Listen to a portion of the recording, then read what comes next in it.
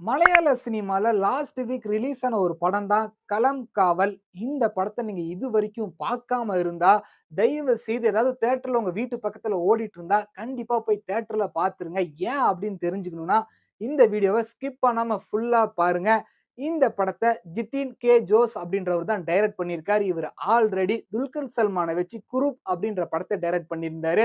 இப்ப மம்முட்டி அவர்கள வச்சு களம் காவல் அப்படின்ற படத்த டைரக்ட் பண்ணியிருக்காரு. இந்த படத்துல ஒரு பயங்கரமான விஷயம் என்ன அப்படின்னு பார்த்தீங்கன்னா, மம்முட்டி அவர்கள் வில்லனா நடிச்சிருப்பாரு. எப்பயுமே வில்லனா நடிக்கிற விநாயகன் இந்த படத்துல ஹீரோவா நடிச்சிருப்பாருங்க. அப்படியே டோட்டல் கான்ட்ராஸ்ட்டா இந்த படத்துல கேரக்டர எக்ஸ்சேஞ்ச் பண்ணியிருப்பாங்க. மம்முட்டி இவரு தான் இந்த படத்தோட வில்லன் அப்படின்றத ஓப்பனிங்லயே சொல்லிடுறாய்ங்க. அதுக்கப்புறம் என்னடா இன்ட்ரஸ்டிங் இருக்க போகுது அப்படின்னு பார்த்தீங்கன்னா, இவரோட பெர்ஃபார்மன்ஸ் வேற லெவல்ல இருக்குங்க. ஒரு மனுஷன் 70 வயசுல இந்த மாரி நடிக்க முடியுமா அப்படின்னு கேட்டீங்கன்னா, என்னால முடியும்டா அப்படின்னு பண்ணி காமிச்சிருக்காருங்க. ஒரு சைக்கோ கேரக்டர்ல இந்த படத்துல வேற லெவல்ல பெர்ஃபார்மன்ஸ் பண்ணியிருக்காரு. எப்பயுமே ஒரு ஹீரோ ஒரு படத்துல வில்லனா நடிக்கிறான் அப்படின்னா, அதுக்காக அவன் ஏன் வில்லனா மாறுனான் அப்படின்றதுக்கு நெறைய முட்டு குடுக்குற மாரி ரீசன் சொல்லியிருப்பாங்க. ஆனா இந்த படத்துல அந்த மாரி எந்த காரணமும் கிடையாதுங்க.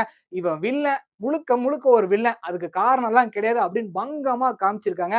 அதே மாரி ஹீரோவா நடிச்சிருக்க விநாயகன் அவருமே வேற லெவல்ல ப்ளே பண்ணியிருப்பாருங்க. ஃபர்ஸ்ட் ஹாஃப் ஃபுல்லா பயங்கர கன்ஃப்யூஷனா இருக்க மாரி காமிச்சிருப்பாங்க. ஆனா செகண்ட் ஹாஃப்ல அவருமே பீக்கான பெர்ஃபார்மன்ஸ் பண்ணியிருப்பாங்க.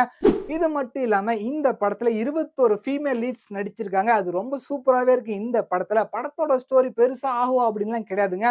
ஒரு சைக்கோ த்ரில்லர பேஸ் பண்ணி எடுக்கப்பட்ட ஒரு படம். ஆனா நடிச்சிருக்க கேரக்டர் ஒவ்வொருத்தருமே சூப்பரா பெர்ஃபார்மன்ஸ் பண்ணியிருக்காங்க.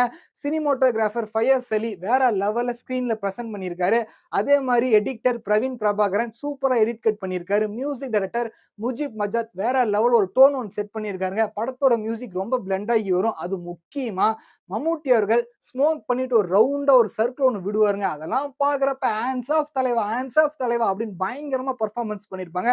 ஸோ இந்த களம் காவல் படத்த நீங்க பார்க்க மிஸ் பண்ணிறாதீங்க. ஓடிடில வந்ததுக்கப்புறம், ஐயோ! தியேட்டர்ல பார்த்துருக்கலாமே அப்படின்னு கவலையும் பட்றாதீங்க. இப்பயும் ஓடிட்டு இருந்ததுன்னா போய் தயவு செய்து பார்த்துருங்க. 25,00,00,000ல எடுக்கப்பட்ட இந்த படம் 1 வாரத்துல ரூ. 50,00,00,000 கலெக்ட் பண்ணியிருக்கு.